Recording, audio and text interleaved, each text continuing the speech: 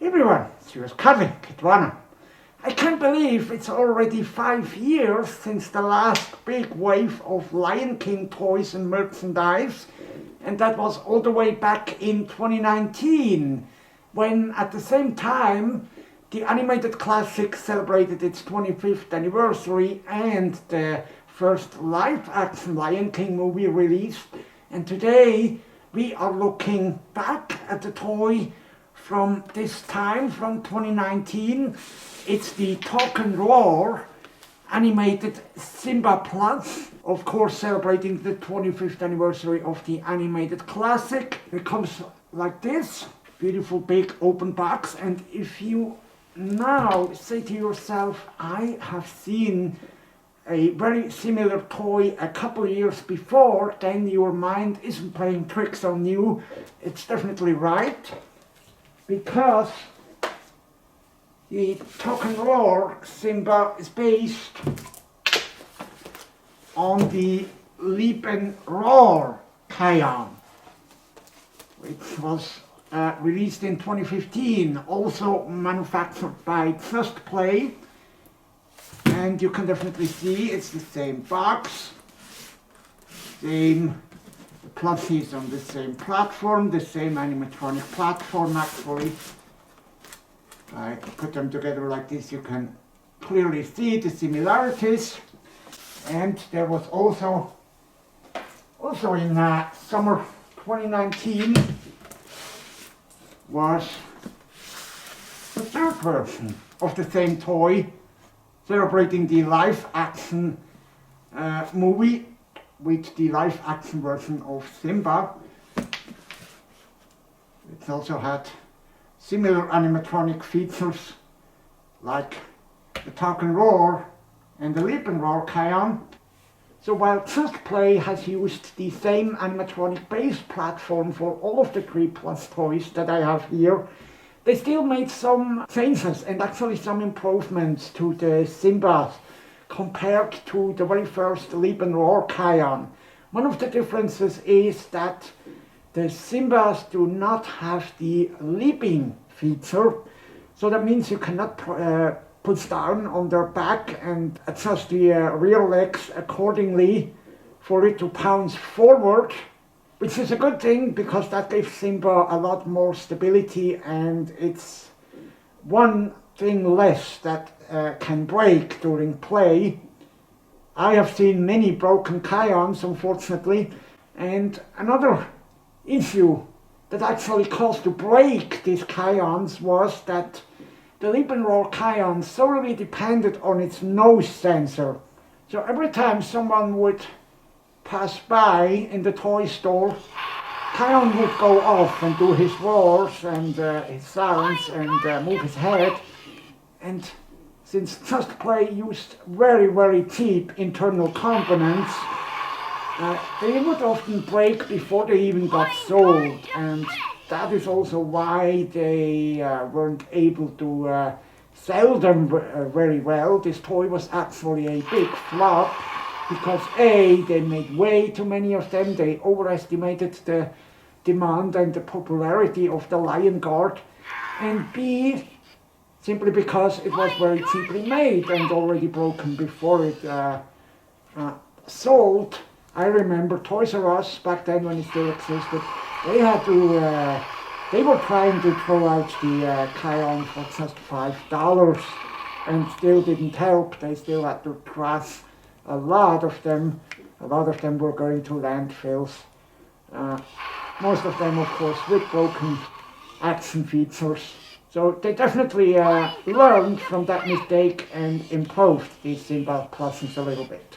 We've looked at the live-action Simba in an earlier episode, so today we are looking at the 2019 animated classic version. It says head and mouth move, sounds and phrases, and it's got some artwork of Simba, Timon and Pumbaa, as well as adult Simba standing on Pride Rock. I have to say the contrast is really, really bad. The black Lion King lettering against the red background. But what I really like is this piece of artwork on one of the side flaps of the box.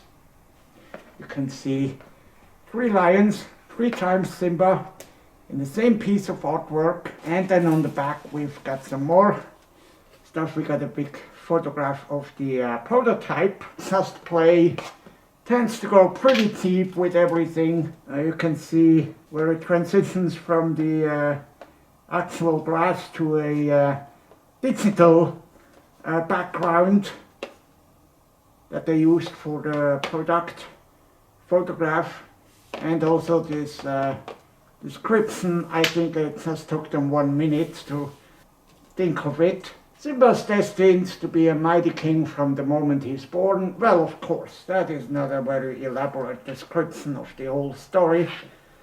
But there we go.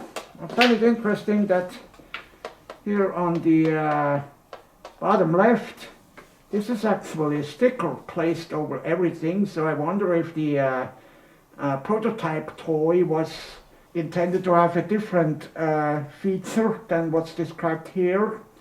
The motion sensor in its nose. Interesting. And on the bottom of the box we see the usual legal stuff. I'd say this made by Tod Puppy, who had the Lion King and Lion Guard franchise since the Lion Guard released back in 2015. And I'd really love for Mattel to get the license back. Mattel started it all with the fantastic action figures you can see here, the Pride Rock playset and everything. Up here, these wonderful figures, action figures,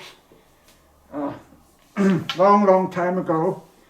But let's get back to this Plush here. Of course, I had already unboxed it quite a while ago. And so, putting the box away to give you a look on the actual Plush. So the first thing you notice is it stands very well thanks to the animatronics inside his body. That makes it a very stable plushie. And what you can also see is the proportions aren't quite right. The head is pretty big. That's because the head also houses some animatronic mechanisms. And there's one motor in the head and another motor in the body that controls the movements. We will get to the features in a minute, but first let's look at the face.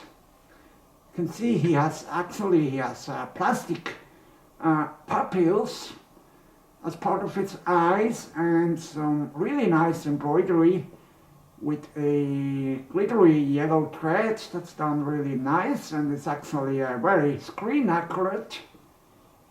He has a tuft on top of his head and he has a light smile, but what I don't quite like is the plastic teeth and tongue. That, I have to say, looks rather ugly, especially when the mouth is opened during play. It takes quite a bit away from the beauty of this toy.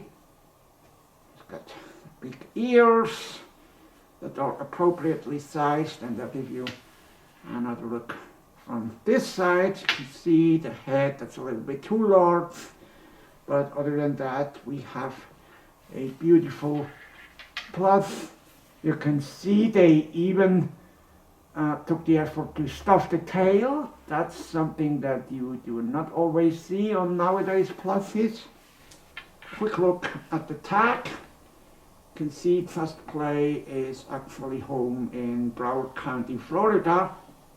But unfortunately they used the cheapest possible factories and vendors in China to make their products. Tod Puppy is one of the worst toy companies. They really tend to go cheap with everything, as you'll be noticing when I show you the animatronic features in a bit. And to get these animatronic features to run, we have to turn the plushie upside down, and then you can see the battery compartment is in his belly, and you will need to feed Simba with 3 AA batteries. And then close the battery compartment door again. You can also secure it by a screw. It needs a crosshead screwdriver. When you've installed the batteries, take a look at the switch. There's 2 different play modes. One is the try me mode and the other one is the actual play mode. And the middle position is the off position. For now, we're going to go with the try me mode. In the try me mode, you can only activate the animatronic features by pressing the button that's located just above Simba's left front leg.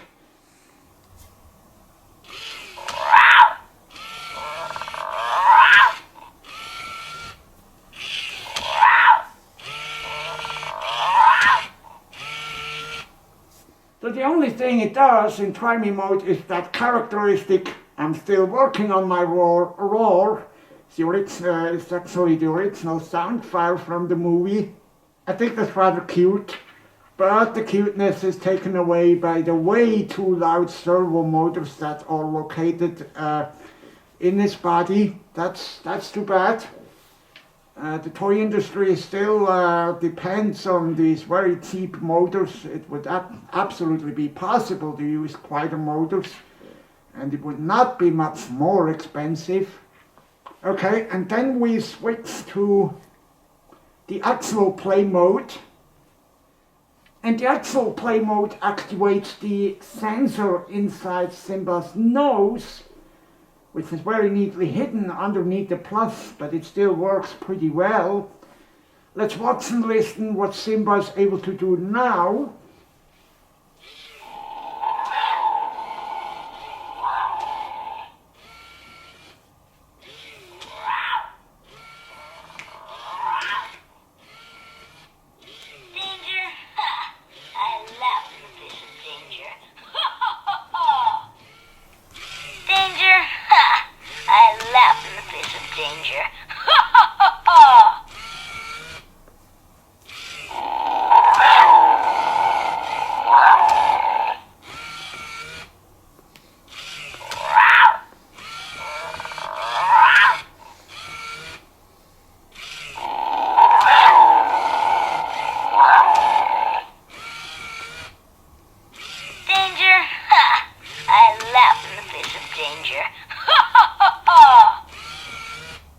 Okay, so if you paid close attention, then you noticed we've got another roar and one single phrase, and that's it. And that's a little bit disappointing, considering how cheap memory space is nowadays. They definitely could have stored 10 to 20 phrases on the same chip that they used for this toy, but at least they used original sound files from the actual movie, because the voice of young Simba from back then, Matthew Broderick, is of course long grown up and would not have been able to do any new phrases for a toy.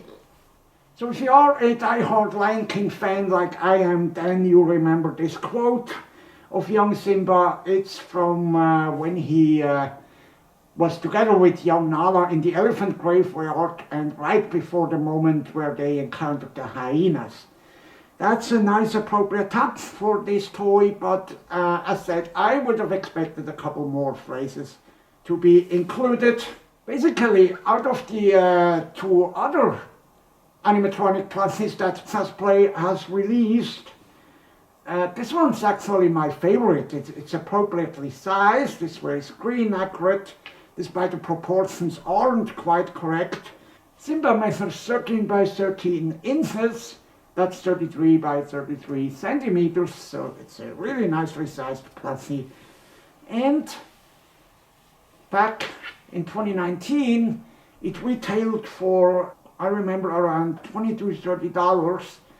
It's of course no longer available firsthand, but still there's still plenty of them on eBay, and I'd definitely not pay more than $15 for it.